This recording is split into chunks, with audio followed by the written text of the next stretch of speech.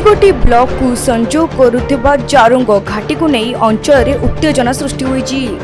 एहीपरि घटना देखिबाकु मिलिछि कंधमाल जिला कोटगढ़ ब्लॉक अंतर्गत पारिगड़ ग्राम पंचायत बोरिकी अंचल। दीर्घ वर्ष पर भी स्थानीय प्रशासन एही अंचल गमनागमन कौनसी प्रकार सुविधा देउनथिबारु स्थानीय प्रशासन उपरे बर्षिले अंचलवासी। निजर मौलिक अधिकार पाइबा पई अनेक थर स्थानीय प्रशासन और लोक प्रतिनिधि को लिखित अवगत कराइतले मध्य स्थानीय प्रशासन किंबा लोक प्रतिनिधि कौनसी उत्तर पाइ नथिबारु असंतोष प्रकाश करिसंती अंचलवासी।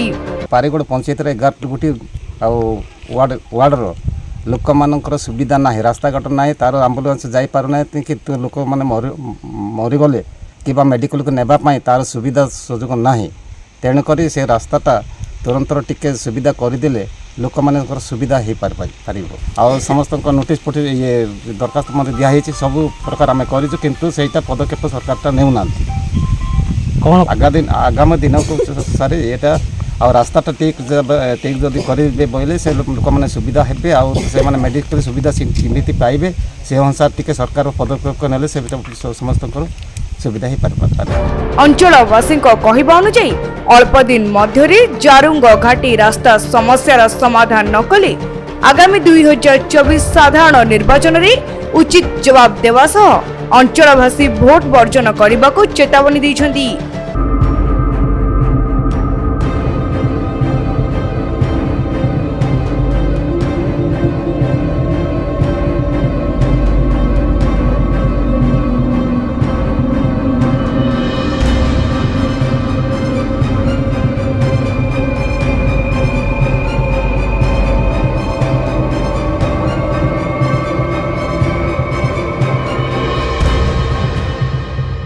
एही अंचल प्रति प्रशासन केबे दृष्टि देउछि ताहा देखिबाकू बाकी।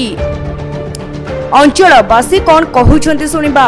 सरकार को दाबी करथिलु एमएल आज्ञा को मध्ये कहथिलु जेटा निर्वाचन मंडली रु से माने कहउछन्ति आज हेबो काली हेबो वर्ष वर्ष मध्ये सेटा एंती न करिकि सेटा रहउछि। आमे निजे आम दुईटा पंचायत रे निजे निजे आमे रास्ता आमे करूछु किंतु सेटा हेई पारु नाय। जो वर्षा होछि सेटा सब ए माटी जाक सब नेउछि किंतु जीवा आसबार भर आमर बहुत असुविधा होछि। आमे कहूछु आम राज्य सरकार को मध्ये आमे एडा न्यूज करके आमे कहितिलु किंतु आज पर्यंत पदक्षेप नेले नाय।